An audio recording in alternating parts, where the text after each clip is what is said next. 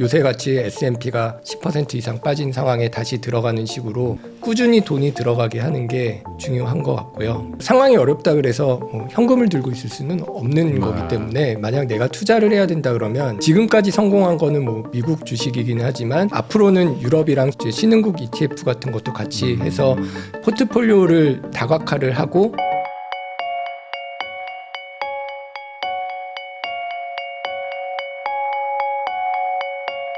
서강대 이윤수 교수님하고 이야기 나누고 있는데요. 그럼 이제 뭐 환율, 뭐 금리 뭐 이런 얘기 좀 한번 해보고 싶은데요. 우선은 연준에서 3월에 동결을 하긴 했는데 이건 뭐 다들 예상은 했고 앞으로 어떻게 할 거냐 이거에 대한 좀 얘기들이 좀 있는 것 같아요. 뭐 5월에 내린다 아니다 뭐 이런 얘기들이 있는데 어쨌든 작년 말하고 약간 분위기가 좀 달라진 게 이제는 뭐 금리 내린다에 대한 그런 뭐 어떤 뭐 긍정적인 시그널을 잘 얘기를 안 하는 것 같더라고요. 연준에서도 뭔가 이렇게 금리 인하에 소극적으로 좀 바뀐 것 같은데 그 이유가 뭐라고 생각하십니까? 저는 작년 말만 해도요. 이게 경기가 좀 더 나쁠 거라고 생각을 해서 이제 금리를 내릴 거라고 예측을 좀 했었는데 미국 경제가 생각보다 나쁘다는 지표가 잘 안 나오는 거죠. 근데 이 와중에 트럼프 관세 정책으로 인해서 물가는 좀 더 오를 가능성이 높아졌고 기대 인플레이션이 이제 안 잡히고 있습니다. 기대 인플레이션이 안 잡히고 있으니까 사실 우리가 말씀하신 것처럼 그 당일날 어떻게 할지는 다 알아요. 근데 그 다음에 어떻게 할지에 관심을 가져야 되는데 이제 얘기한 게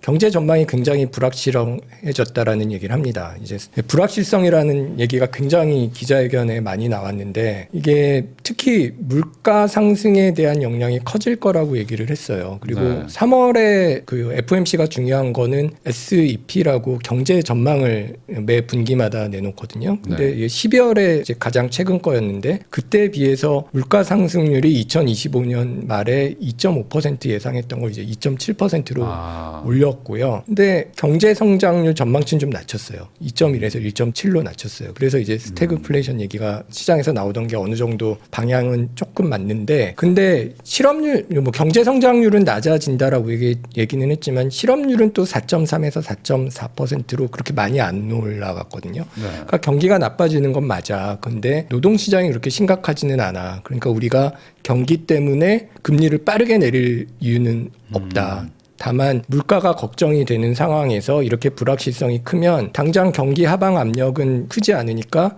기다리는 게 맞고 지금 상황에서는 충분히 기다릴 수 있다는 얘기를 해요. 기다린다는 얘기는 당장 내리지 않겠다라는 얘기니까 금리를 내리는 속도가 작년에 비해서 많이 낮아졌고요. 그리고 그 점도표를 봐도 그 연준 그 위원들이 이렇게 금리가 어떻게 될 거야라는 걸 이렇게 점을 찍는데 그게 밑에 있던 것들이 다 없어졌어요.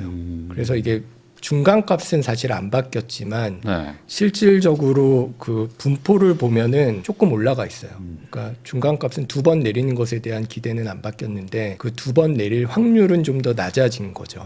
그런 측면에서는 불확실성을 강조하고 특히 물가 상승에 대한 걱정이 더 많은 상황에서는 사실 이제 금리를 내리는 게 쉽지 않다라는 점을 내렸다가 괜히 또 불길이 더 막 활활 타오를 수도 있으니까 그러면 경제 성장률은 떨어지고 물가 상승은 또 우려되는 거면 최악의 상황 아닙니까?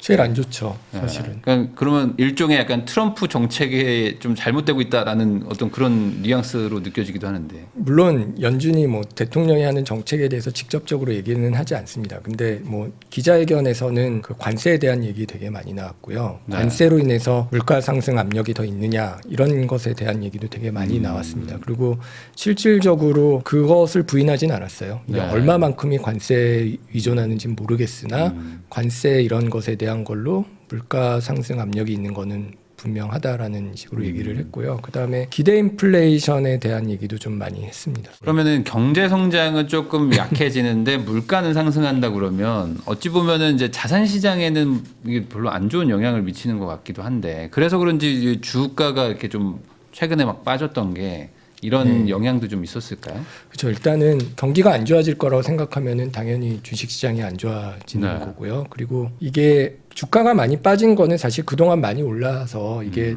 조정받아야 되는 거 아니야라는 거 생각하는 시점에 때마침 이런 뉴스들이 나오면서 팔 기회를 주고 파는 것을 이제 정당화시킨 거라고 생각을 할 수 있을 것 같은데요. 근데 네. 이게 이렇게 통상 정책을 강하게 가지고 가고 관세 올린다 그러면 가장 큰 게 사실 이게 관세 자체가 부정적인 것도 있지만 지금 아까 말씀드렸듯이 이게 트럼프 정책이 도대체 어떻게 되는데라고 불확실성을 되게 증가시키거든요. 그래서 이게 불확실성 지표라는 게 있어요. 이게 그 미국의 좀 유명한 경제학자들이 그 불확실성이 올라가면은 사람들이 투자도 안 하고 뭐 집도 잘 안 사고 그러니까 불확실성이 어떻게 되는지를 이제 지표로 만들었는데 그 불확실성 지표가 코로나 때보다 더 안 좋아요. 지금이요. 네, 코로나 때보다 더 높습니다. 이렇게 그러면 이게 인플레이션은 높고 금리는 잘 안 내려갈 것 같은 상황에서 불확실성이 커지면 사실은 주식시장이 제일 싫어하는 게 불확실성이잖아요. 네네. 그러면은 일단은 뭐 내가 수익을 냈으니까 욕심 부리지 말고 일단은 좀 가지고 상황을 보자. 이런 행동이 좀 더 많아지는 거죠. 그러면은 마침 뭐 기술주 같은 경우는 너무 고평가된 거 아니야라는 우려가 있던 시점에 팔고 나오는 게 안전한 게 아니야라는 의견이 좀 시장을 지배한 게 아닌가라고 해석을 하는 것 같습니다. 그러면은 그래서 그런지 모르겠지만 또 연말에 또 한국 주식 시장 정말 안 좋다, 앞으로 끝났다 이런 얘기들 많았는데 또 여지없이 또 연초부터 또 쫙 올라가지고 미국은 빠지는데 한국은 또 올라가니까 야 이제 다시 한국 주식 사야 되나 이렇게 얘기하시는 분들도 좀 있거든요. 지금 이렇게 미국 증시가 부진하는 거는 한국 주식한테는 좀 뭐 기회인지 아니면 우리도 같이 좀 안 좋아지는 거로 봐야 되는지 이게 좀 궁금하긴 합니다. 그러니까 이게 미국 주식이 굉장히 고평가가 많이 됐잖아요. 저도 네. 숫자는 정확하게 기억이 안 나는데 전 세계 주식 시장에서 시가총액의 비중이 뭐 미국 네. 비중이 굉장히 높아졌다라는 얘기가 뭐 나왔고 거의 뭐 절반 예. 가까이 되지 않나요? 40% 이상 될 네네. 겁니다. 근데 저도 정확한 숫자는 지금 기억은 안 나는데요. 근데 그러니까 유럽이 사실 경제가 안 좋다 그러면서도 뭐 유럽 주식이 좀 많이 올랐어요 최근에. 그리고 우리나라도 마찬가지지만 뭐 우리나라는 더 이상 뭐 신흥국이라고 보기는 좀 어렵겠지만 그 신흥국 주식이 미국 주식 대비 가장 저평가되었다는 얘기가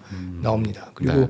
중국에 대해서 무역 제재를 함에도 불구하고 물론 뭐 딥시크 이런 현상 때문이기도 하겠지만 중국 주식이 되게 많이 올랐거든요. 그래서 그 말씀하셨던 대로 연초에 뭐 현대기아 자동차 많이 올랐고요. 뭐 관세 우려가 있는데도 그리고 딥시크 AI 같은 얘기가 나오니까 네이버 카카오 같은 것들도 되게 많이 오른 것 같아요. 네네. 그러니까 미국 대비 저평가됐기 때문에 이제 오르기는 했는데 그렇다고 이 위험 요소가 없어졌냐라는 측면에서는 뭐 그렇지는 않은 거죠. 사실은 이게 원화가 지금 굉장히 달러화 대비 저평가되어 있는데 이게 좀 돌아올 것인가에 대한 불확실성도 좀 남아 있고 그리고 그런 연휴에는 우리나라의 정치적 불확실성도 있지만 우리나라 주식보다는 해외 투자를 많이 합니다. 개인뿐만이 아니라 연기금도 해외 투자를 많이 하고 있기 때문에 아무래도 외국인이 팔고 나가는 것도 있지만 우리나라에서 투자를 미국에다 보면은 아무래도 달러에 대한 수요가 올라가니까 이런 측면에서는 그 국내 주식이 괜찮을까라는 것에 대해서는 뭐 물론 그 타이밍이나 어떤 가치 평가를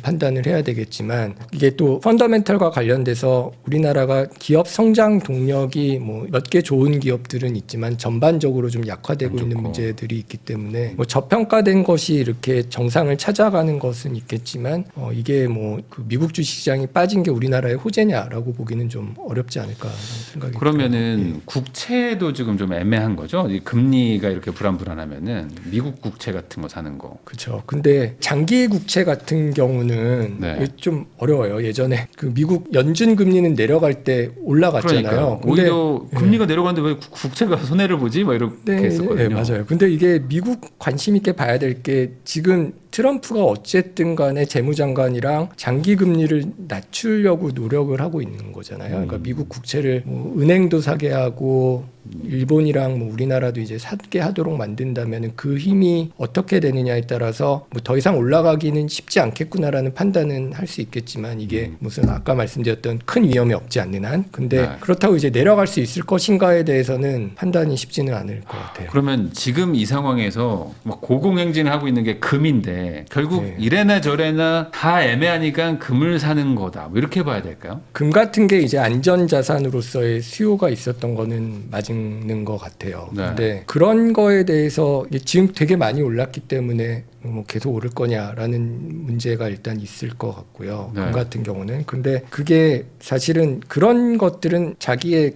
일단 되게 주로 가지고 있는 뭐 미국 뭐 S&P나 뭐 이런 게 뭐 그다음에 나스닥 이런 게 자기의 주요 포트폴리오라면 그런 게 주요한 거고 금을 좀 보완적으로 일부 가지고 조금 있어야 그냥. 되는 거지. 그게 뭐 야 이게 좋다니까 이거에 몰빵해야라는 건 되게 위험하다라고 일반적으로 생각을 해야 될 것 같고요. 그다음에 자기 목적을 결국 생각을 해야 되는 거죠. 내가 좋다는데 지금 사서 이게 혹시라도 떨어지면 이런 자산의 문제점은 사실 변동성이 굉장히 크다라는 건데 이게 지금 많이 올랐기 때문에 조정을 받고 갈 수도 있는 거잖아요. 그렇죠. 그러니까 이게 좀 나눠서 뭐 산다거나 이게 떨어지면 내가 버틸 수 있는가라는 자기의 투자 성향을 좀 봐야 될 것 같아요. 그러면은 이 영상 보시는 분들이 뭐 아니 지금 뭐 국채도 좀 애매하고 뭐 다 확실한 느낌이 좀 안 드니까 그러면 나 현금 있는데 이거 어디다 하지? 이런 고민이 있으실 수 있잖아요. 예. 그래도 뭐 개인적인 의견이시지만 교수님이 보시기에 이게 그래도 지금은 좀 낫다 할 만한 어떤 투자처가 있을까요?